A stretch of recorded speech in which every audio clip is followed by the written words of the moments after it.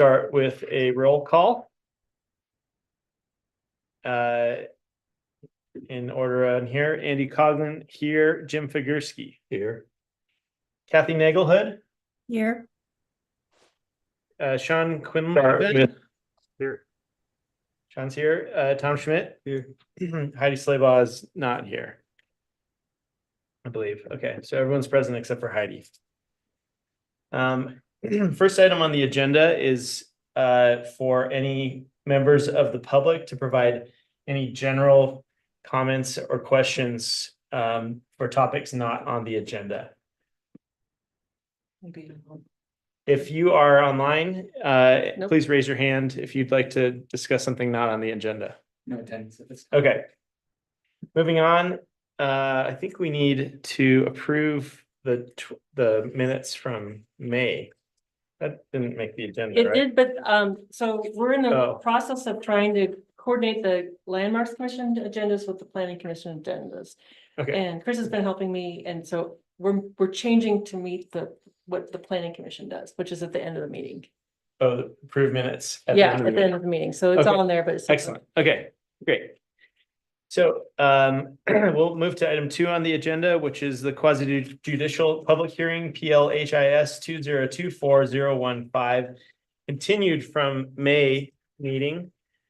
Preliminary statement that I'll read. This is a de novo hearing and is an initial evidentiary hearing of application PLHIS 2024015.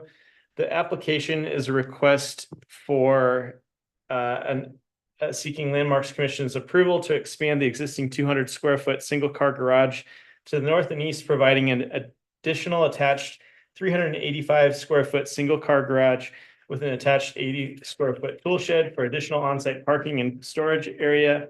Alterations to the existing single car garage also include changing the gable direction, replacing the existing garage door and replacing one non-historic window. Additionally, a portion of the existing stone wall at the front of the subject property will be rebuilt. Subject property is located in the standard density residential RS zone and within the Drake Park Historic District. The applicant has the burden of proving that he or she is entitled to the approval sought. The applicable criteria for this application include the Bend Urban Area Comprehensive Plan, Chapter 3 and Chapter 10.20, Historic Preservation Code, and the Secretary of the Interior Standards for the Treatment of Historic Properties. Testimony and evidence at this hearing must be directed toward the criteria set forth in the staff report and other criteria in the Bend General Plan or Bend Development Code that you believe is applicable, or any other criteria in the National Register of Historic Places program that any person believes apply to this decision. Failure on the part of any person to raise an issue with sufficient specificity to afford the Landmarks Commissioners and parties to this proceeding an opportunity to respond to the issues issued precludes appeal to the City Council or Land Use Board of Appeals on that issue. Additionally, failure of the applicant to raise constitutional or other issues relating to the proposed conditions of approval with sufficient specificity to allow the Landmarks Commission to respond to the issue precludes an action for damages in circuit court. The hearing will be conducted in the following order. 1, the staff will give a report. 2, the applicant will then have an opportunity to offer testimony and evidence. 3, proponents of the application will then be given a chance to testify and present evidence. 4, when all proponents have testified, opponents to the appeal will then be given a chance to testify and present evidence. 5, after both proponents and opponents have testified, the applicants will be allowed to present rebuttal testimony, but may not present new evidence. At the Landmark Commission's discretion, if the proponents presented new evidence on rebuttal, opponents may be recognized for a rebuttal presentation. 7, at the conclusion of this hearing, the staff will be afforded an opportunity to make any closing comments. The commission may limit the time period for the presentation. Before the close of the hearing, any person has the right to request an opportunity to present additional evidence, argument, or testimony regarding the application. If the hearing is continued or the record left open, the applicant shall be allowed at least 7 days after the record closed to all other parties to submit final written arguments, but no new evidence in support of the application. Okay, for this application, do any commissioners have any ex parte contacts, prior hearing observations, biases, or conflicts of interest to declare? If so, please state the nature and extent of those.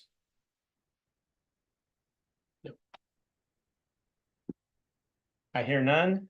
Does any party wish to challenge any commissioner based on ex parte contacts, biases, or conflicts of interest?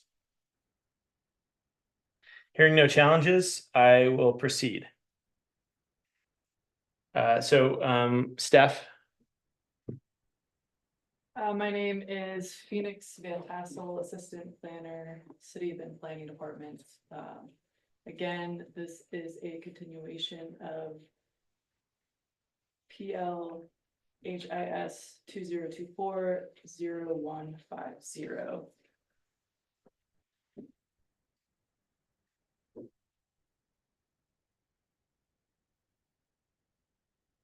I'm gonna share my screen here. So after the last regular meeting, staff reached out to the applicant to discuss what was recommended by Landmarks Commission and how to move forward with an approval.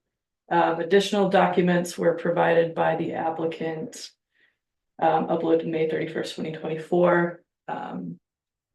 And based on what was reviewed, the proposal still did not meet Historic Preservation Code, Chapter 10.20.130E, proportion and scale.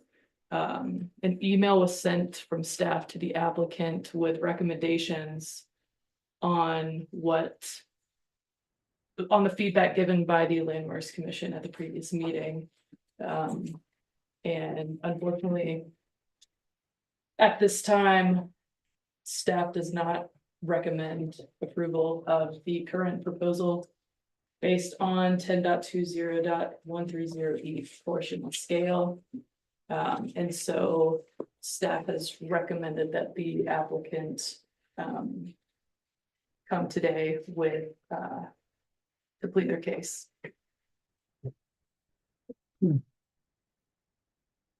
So currently, what is on the screen is the original proposal that was not approved at the last commission meeting. And based on the feedback provided by the commissioners, updated plans were provided. However, as aforementioned, 10.20.130E proportion scale is still not found to be met. So we will leave it up to the applicant at this time. okay, thank you.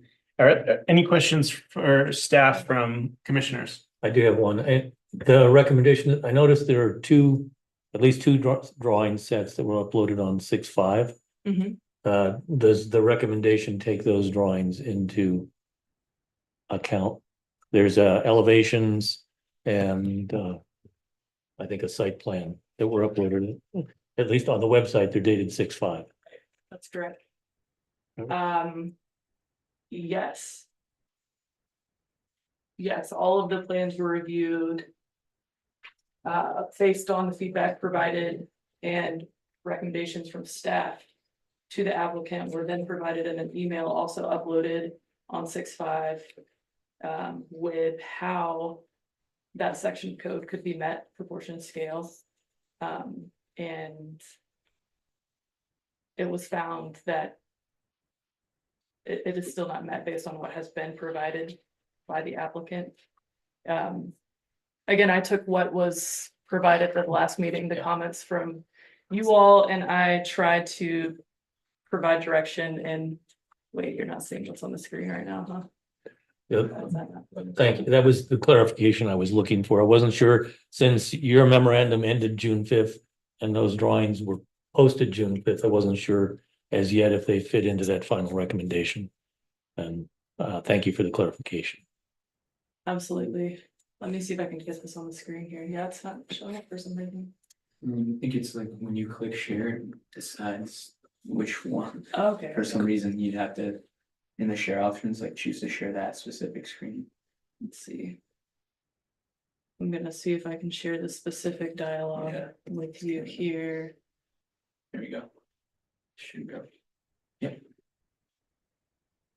From what I gathered at the last meeting, I came up with the comments that were provided by you all on how we could get to an approval. For the proportion and scale section of the historic preservation code, and based on what was submitted, I still do not find that has been met here today.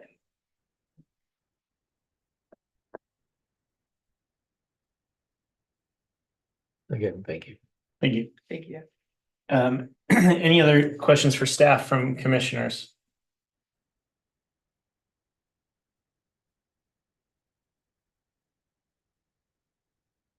Okay, no other, hearing none, we will move on to.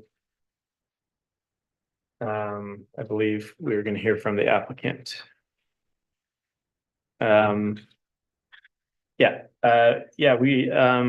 now have Gary Johansson. That's correct. Present, okay.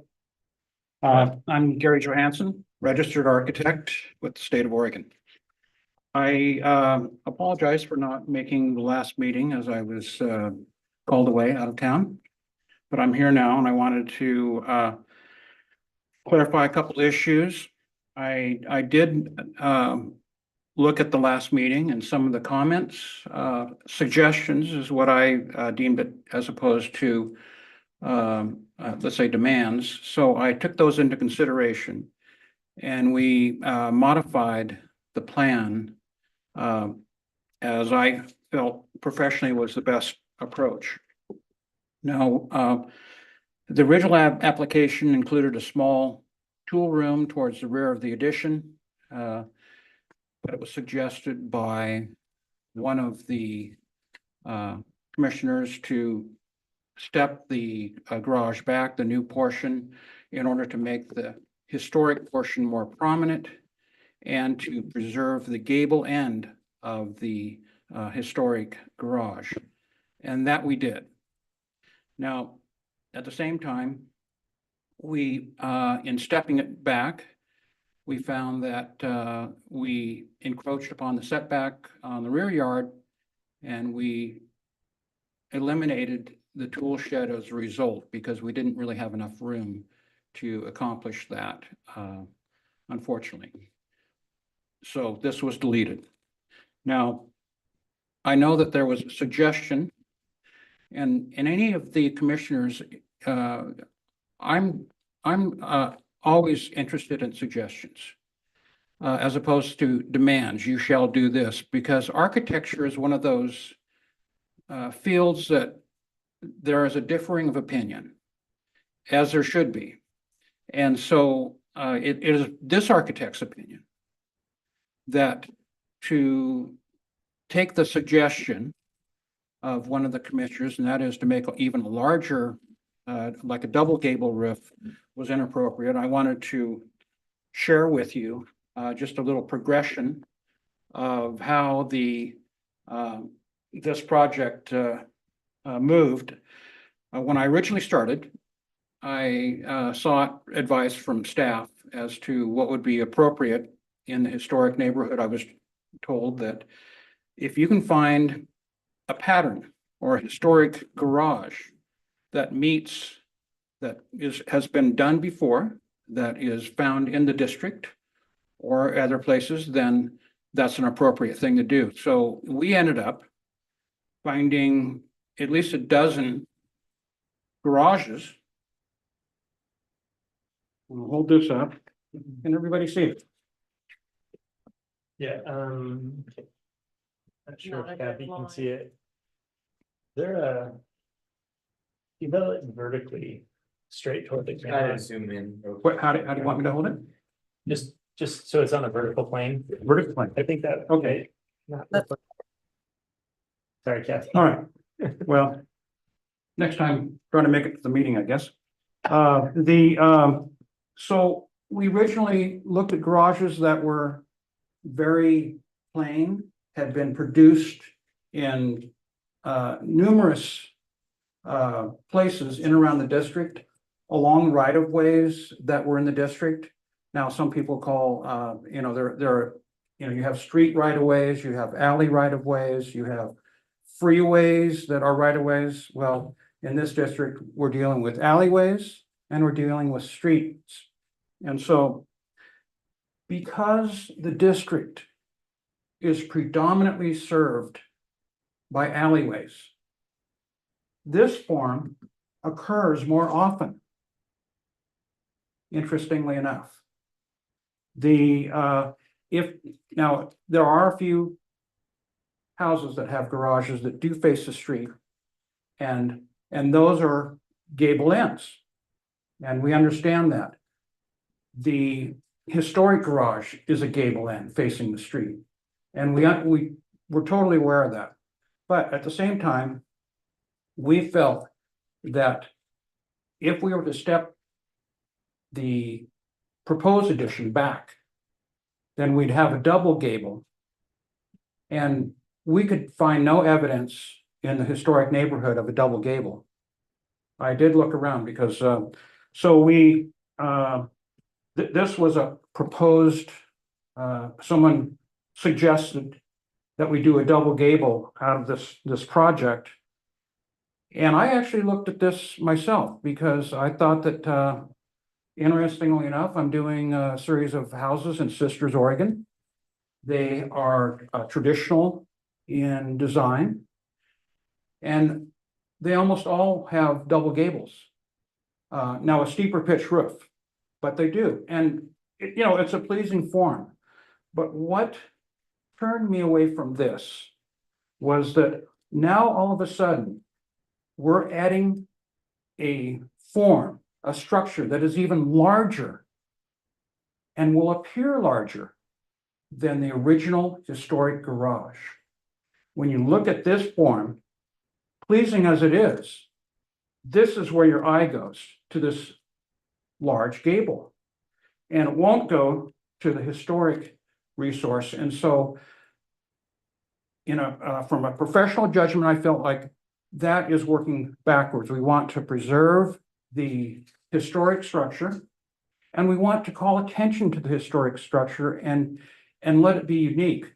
So that led us to creating one gable with a roof that slopes away from the street, thereby lowering the profile of the addition.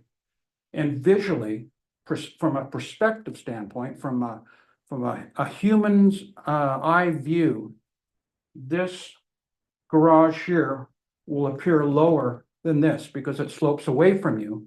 And and so we felt that this form would be more appropriate. Now, let me ask you, you know what all of these drawings are? They're two-dimensional drawings. And oftentimes in the field of architecture and the field of planning, we look at projects in a two-dimensional way. And I think that it's a mistake.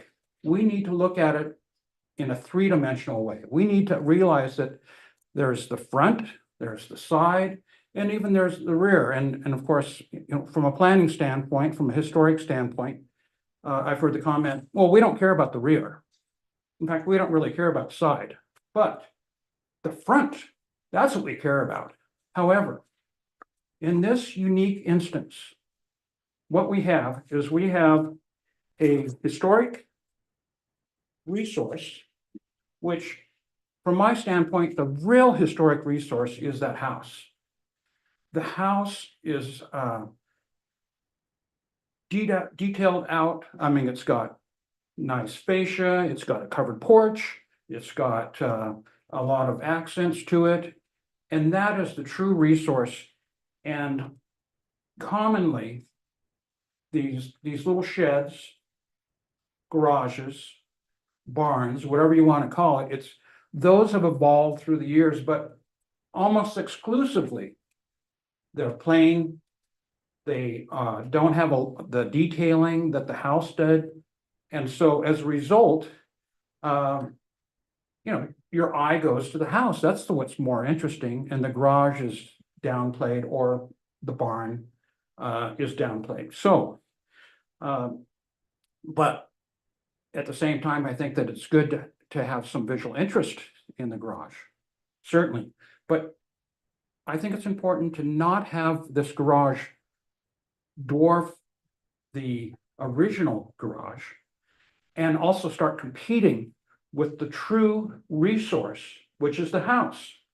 And so I took the liberty of drawing out a sketch, which I think reflects what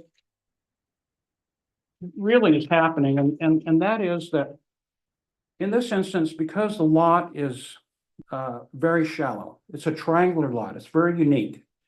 It doesn't really have a, what they call it, a backyard, what we in the States call a yard, backyard. In British tradition, typically you'd have a garden in the back. In this case, and I like the British term, anything that grows, grass, shrubs, trees, that's a garden.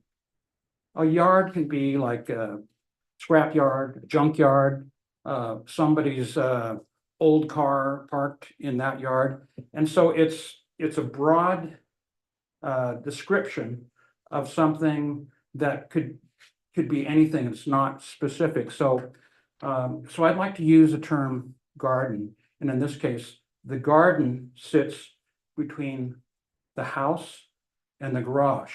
And it's a very important relationship because this house overlooks the garden.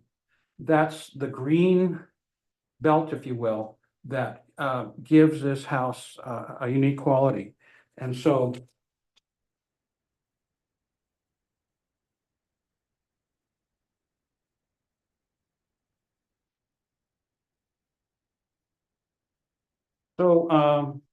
what I did is bear with me here. It got better.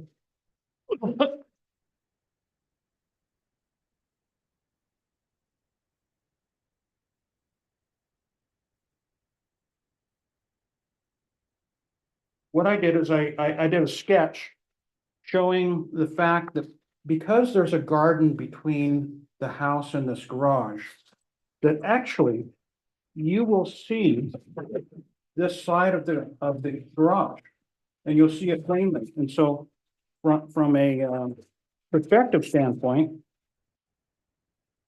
I have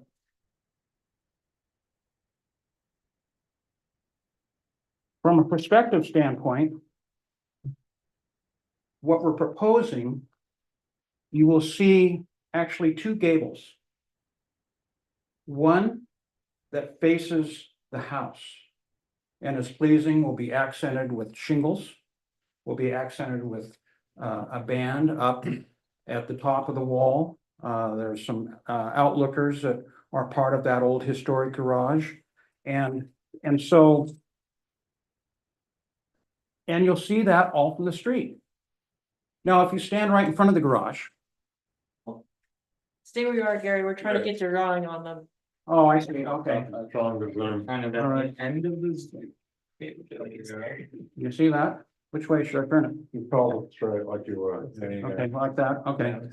So my contention is, first of all, from the street, we want to lower the profile of this addition because the old garage is built for an old style car.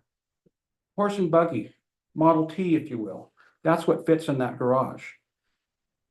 In the new era, we have larger, safer, better vehicles, and they require more room to actually open the doors and to keep those inside also. So that means that this addition will be larger than the original. And so it's important to try to lower its profile as opposed to increasing its prominence, its towering effect that could potentially happen.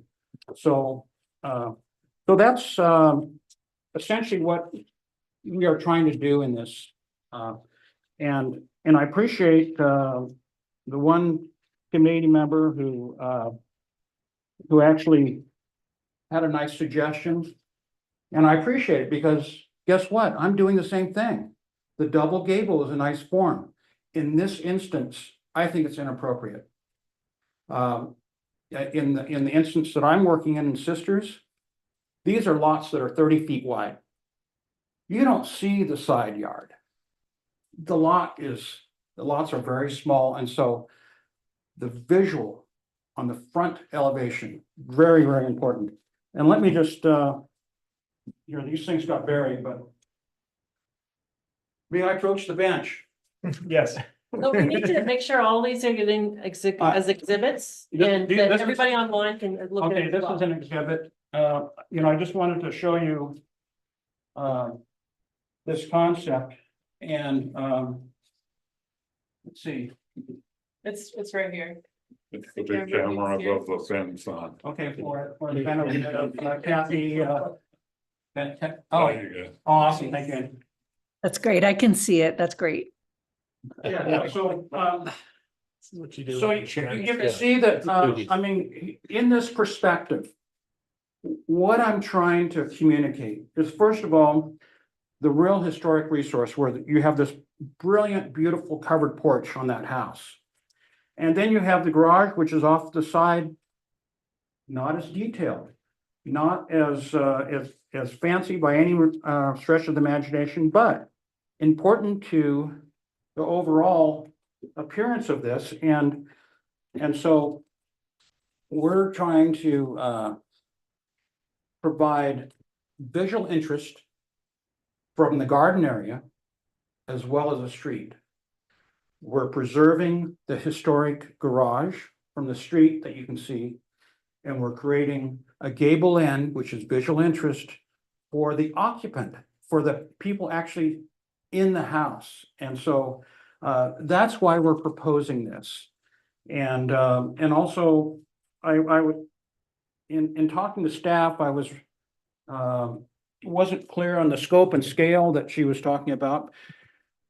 But I felt that this was reduced the scale of this addition, which is already pretty large. But I thought that it's as small as it can be in order to get a car in and satisfy any kind of structural requirements with, shear walls and, garages requiring structural lateral stability. And by the way, that original garage was leaning not that long ago. And the reason is no lateral stability. There's practically a zero wall on either side of that overhead door. And it's a little shocking. So this addition will help to shore up that historic resource. And that's an important aspect too, is the preservation of the historic resource. And if you leave it alone, it'll fall over. Or maybe we just take it down like the crane shed people and say, sorry, too bad, see you later. Which is an unfortunate thing, but that's what can happen. And so, but I wanted to relay that, and I hope you understand what I'm trying to accomplish here. Okay, thank you, Mr. Johansson. Are there any questions from commissioners for the applicant? Okay. What's the total height of the ridge of the roof? What's the what? What's the ridge height of the roof on the addition to the garage? What's the ridge? Ridge height. Ridge height. Ridge height. Oh, so on the addition, it's the same, it's 13'4", I think it is. To go the other direction, by the way, to do the double gable, 15.3. it would be probably another 1'9" taller.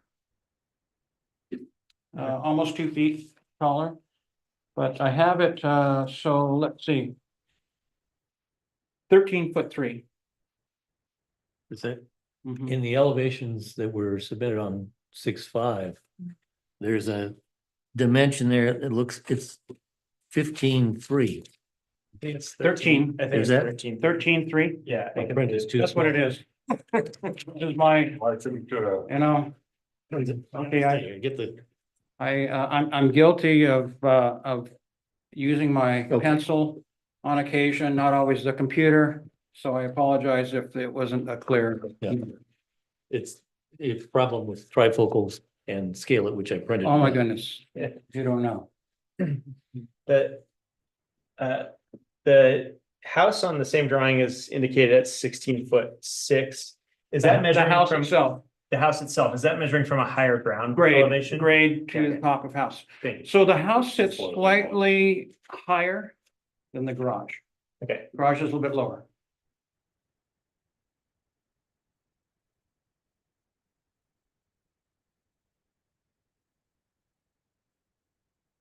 And also I submitted a drawing which showed this, the house in scale with the garage. Now, in this instance, this time of year, the house is very difficult to see because of the rather large tree that's in front there, but this kind of shows it relative to one another. Okay. Any other questions for the applicant?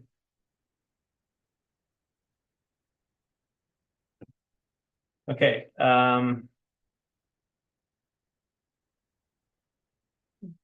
hearing none, I would then give any opportunity for any other proponents of this application who may be online. I don't see anyone else in, oh, I see actually the Or house maybe- owner. the person who has to live there. Would any other proponents like to speak on behalf? I'd like to say a couple of words if Sure. I can. Can you state your name, please? My name is Bruce Hughes. I'm the principal member of Hughes Properties who owns the property. That's a estate planning deal.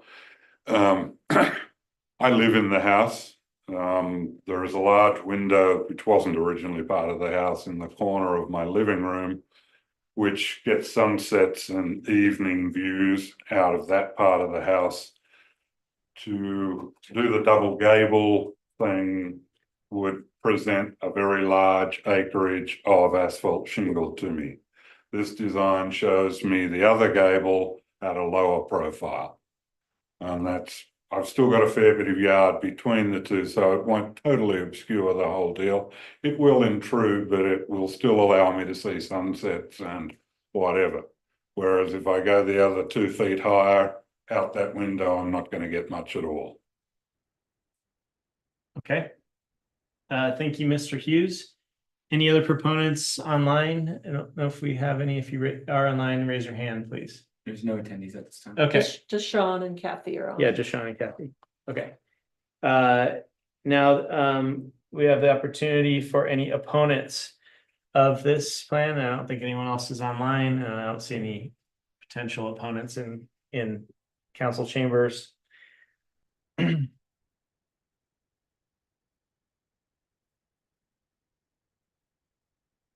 Any closing comments by staff? None. Okay. So because of that, we're going to close the public hearing and open discussion among commissioners only. Although we are able to ask staff and the applicant follow-up questions. So first of all, I'd like to say that I think there were only 2 of us present last month. I was out last month. You were here? I was out. Yeah, no, you weren't here. I don't think Kathy or Sean were here. I think Jim and I were here And Heidi. with Heidi Slaybaugh, who's not here today.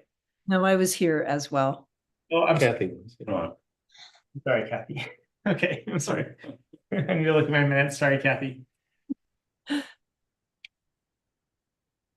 It was Heidi who made the comment that she didn't want to see a big box. But the garage was getting to be a big box. Sure. Okay, so I just want to start with any questions from any commissioners that weren't present last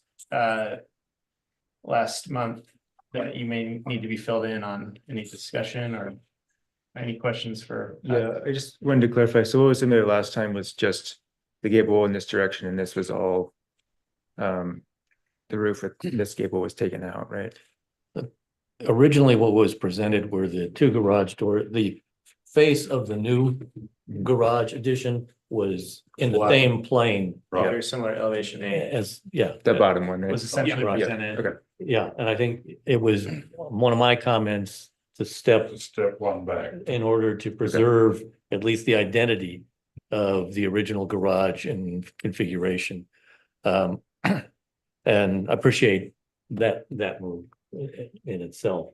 I think it does, you know, because the garage is listed as a contributing factor, and given what we're here to do, it seemed a logical and a good step.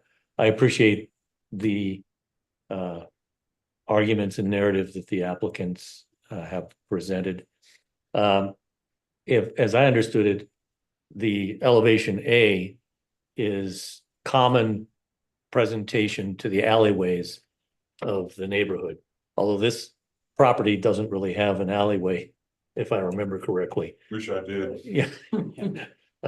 So and that's sort of, I appreciate that, yeah, there's a standard there, but that standard really doesn't apply since there's no alleyway here. Myself, at this point, I don't have an issue with the gable end pointing, I guess that's roughly east, as opposed to, you know, presenting a larger, you know, face of the roof at this point. Yeah, and to add to that,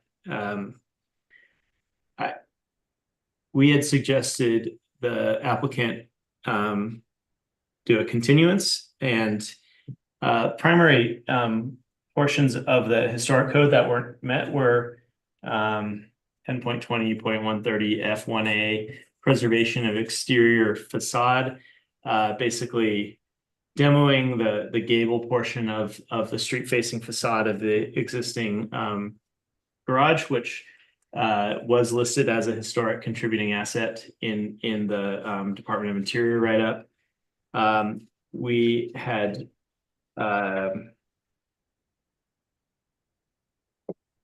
no photos of historic properties matching that gable style were submitted.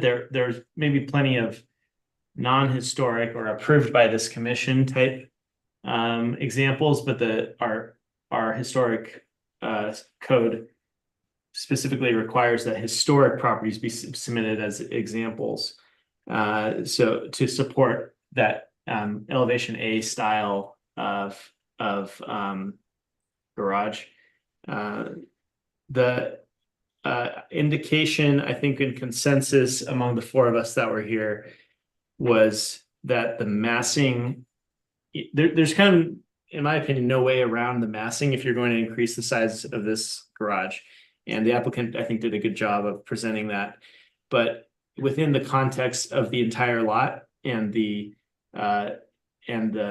house, which is very significant historic house on the lot, the massing could be considered in that larger context, which it simply meant we didn't shut the door on this application for what the applicant was trying to do here. The current setback is in, you know, I think you would require normally a 5-foot setback from this. The existing garage impinges on that by about 2 feet. I think the new site plan, the new portions of the building go back. The lot is kind of triangular in that, or you know, at least it has an acute angle at that corner of the property. So it has a bit of a site plan challenge and potential variance that would need to be pursued with planning commission. Or administratively. Or administrative, Yeah. administratively with planning staff.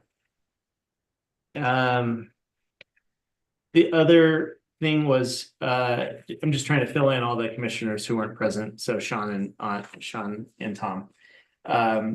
The other thing was, there's a decent amount of cut that is required to make this driveway. I'm not sure if we can bring up the street view image again.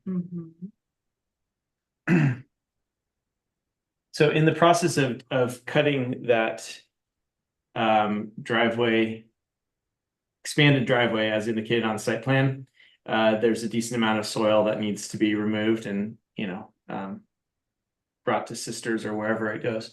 But hopefully the rotten old sprinkler system that lurks underneath. yeah, right. The stone wall essentially has the opportunity to kind of be rebuilt in place with similar style for us, a short retaining wall. I don't think you need a structural design of retaining walls under 3 feet. Nope. That's what I was. Yeah, actually, we're allowed to do up to 4 feet. Oh, landscape architects? Yes. Okay. Beyond that. Beyond that, you need a structural Yeah, they don't engineer. trust me. Okay. That retaining wall resembles a homeowner special. So Not as bad as some I've seen. So, the paving material was also a topic, and commissioners kind of presented that we didn't really have a strong opinion for paving material differing from what is currently there. But if so, I don't think it was actually even presented, but the applicant, the owner of the property, presented that driveway of concrete was probably his preference. And I think that right-of-way requirements would require concrete and not pavers to be in the apron on street right-of-way. Correct. So I think Jim suggested that I do a expansion joint of the pavers recovered from the sidewalk between the two. Yeah, it was just a suggestion in order to mark the difference between I- driveways and I actually transition. liked it. I think it's great. There's many ways to do that. Mhm. So we weren't really presenting a lot of restrictions with this expanded driveway or anything. And but any other questions from Tom or Sean or anything additions from Kathy or Jim on last week or last month's meeting? No, I feel caught up. I appreciate it. Okay. Yeah, I don't have any additions. I have some comments on the new plan, but nothing to add to for last month. Okay. Yeah, I think that's what I wanted to do next. So let's start with Kathy, and you can share your opinions on your initial opinions. Sure. My initial opinions are I'm in favor of the plans that were submitted. The plan that we're talking about right now, the elevation. It preserves the gable, the historic contributing asset. It reduces the massing. And had we insisted on the double gable, it would, because it's closer to the street, it would have dwarfed the house. At even if it was the same elevation or the same height as the house. It also reduces, by not insisting on a double gable, it reduces the visual massing with the double gable that we've got next door, or the double car garage with the gable facing the street. My fear is that it would have looked like a condo complex. Yeah, had we insisted on the same profile right next door. It does, as submitted, the drawings as submitted today, or on June 5th, preserve the importance of the house. I like that the elevations also mimic the gable elevations of the home. And so we've got the front facing gable and then the two the end facing gables, the same kind of profile. And I think that's it. I'm in favor of this. I like what was submitted. Thank you, Heidi. Or sorry, thank you, Kathy. Sure. Heidi's around. That's a problem. Okay, yeah, let's hear from Sean. Sean, do you have any opinions or comments you'd like to share? Yeah, absolutely. I apologize. I wasn't able to make it for some health reasons and I've got some loud dogs. So 1 second.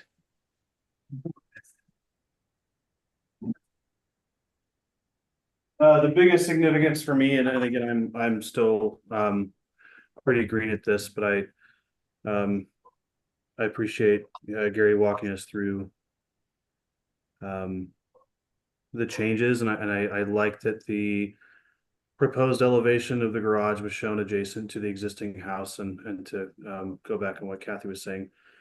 It does mimic the house. It kind of fits in with the existing house that's there, and I agree that looking at the plan for a double gable by itself kind of fits in with what I've seen more in the historic district.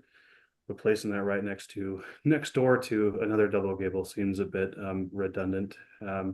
So I'm personally in favor, from an architectural standpoint, in favor of or don't have a problem with what's being proposed now.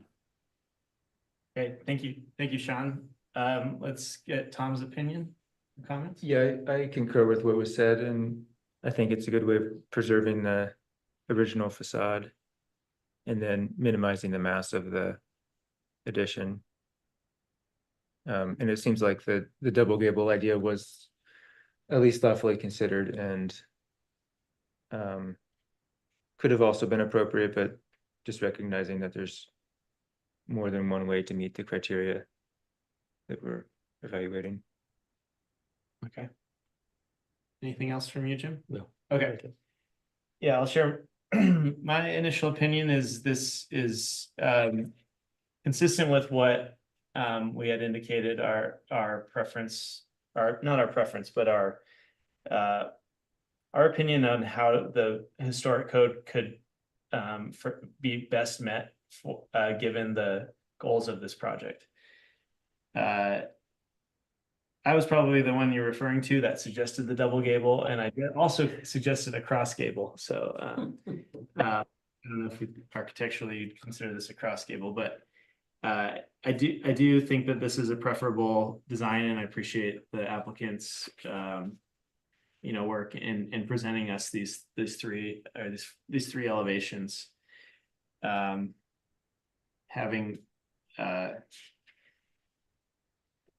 no other real opinions or conditions of approval that I would otherwise share, other than the initial ones from the staff report. Well, I'd also want to say, I do think that the massing within the context of the whole site is consistent with the massing requirements in 10.120.130 section D of the Bend Historic Code. So with that, I would like to, is there any other discussion, or do we want to, does anybody have a motion? Well, I'm curious about these procedural items that were not yet met. If we can make those a condition for approval. Can you just say them what they are, so we can all be on the same page? Yeah, I think it's the elevations were not to scale. Property addresses weren't provided with the example photos.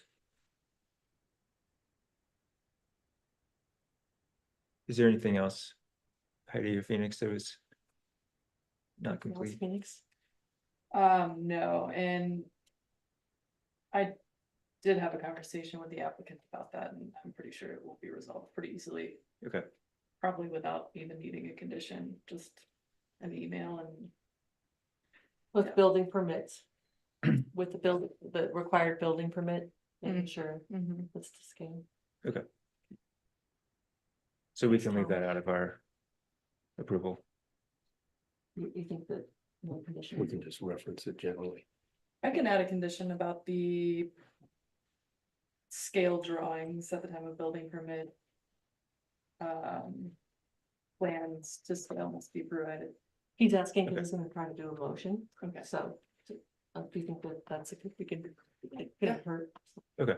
And then the original staff report has some pretty standard conditions of approval on getting planning commission approval or Yes, For there's the a setback, condition in okay. there about getting a variance, going for a variance up. It's still too close to the street, so. it Sure. needs a Yes. variance. Yeah, there were 3 standard conditions in the last staff report. One was the standard details and scale drawings be submitted.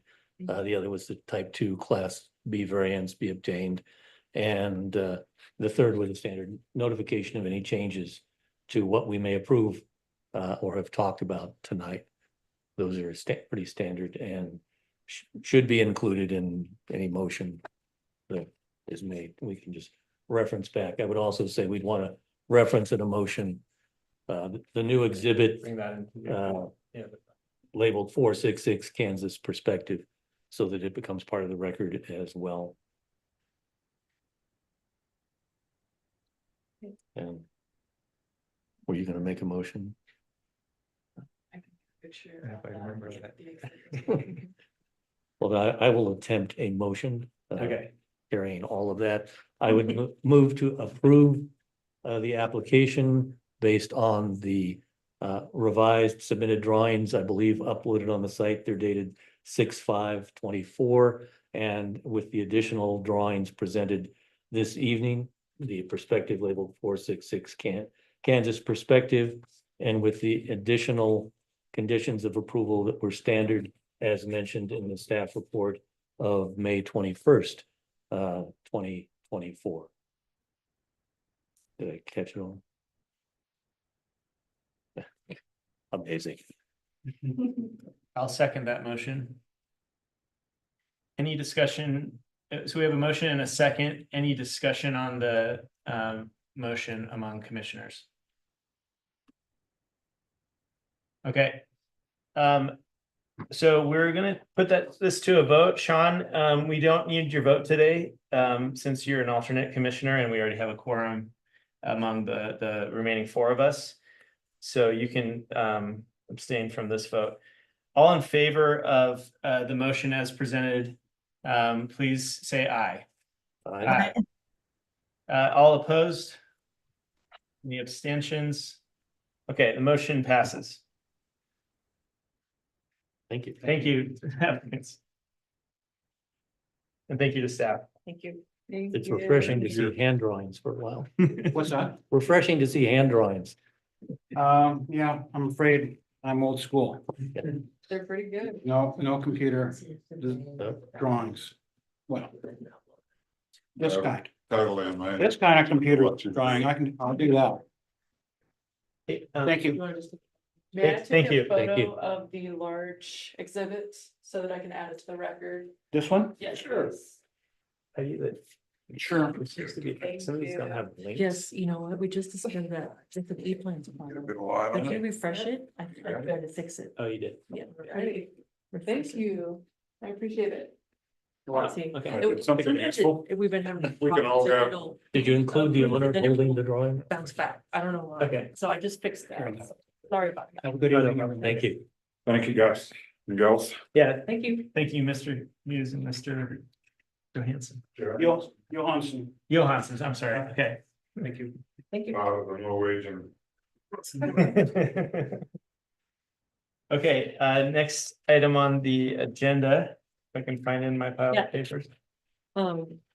We just noticed this evening that we're having some problems with E-plans, and sometimes they will approve things to be linked on the city view file, and then sometimes they will revert back to pending, so you can't get access. If there's ever any problems you have with getting access to any of the materials that are part of the agenda, or, you just let us know, and then we can get that fixed. And so thanks for bringing that up. So, thank you. Yeah. One suggestion is I think the emails that uploaded were not PDFs, they were like MSG. Okay, So That's good to know. that would be probably more accessible if yes, they were PDFs. okay. And MSG just means that people can go in there and respond to the emails. MSG no. means it's like you need Outlook to open it or something, and that might be a problem if people don't have Microsoft Office or something. Okay. I can show you how to do a PDF.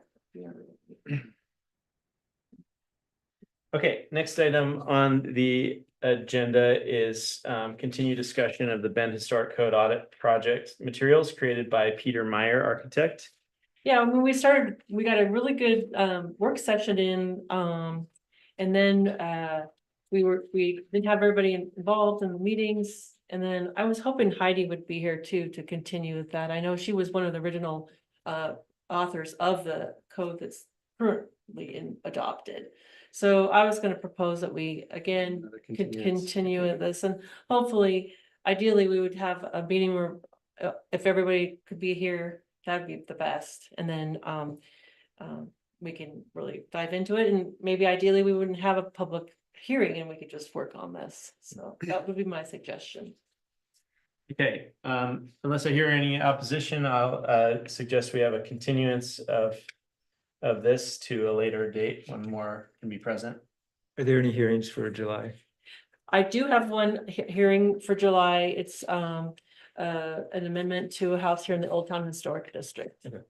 And it should be pretty probably, I would guess, I would anticipate that it's not a long hearing, so. Okay. Okay, moving on to item 4 on the agenda, approval of May 2021 draft minutes. We received a copy of minutes. Yeah, thanks. Yeah, let's say if you were here, you can vote, otherwise abstain. So do I hear a motion to approve the May 2024 draft minutes? I would move to approve the minutes. Okay, do I hear a second? I'll second it. Okay, all in favor, say aye. Aye. Aye. No opposed? No abstentions? Okay, thank you. That concludes our agenda items. Any reports or communications from commissioners?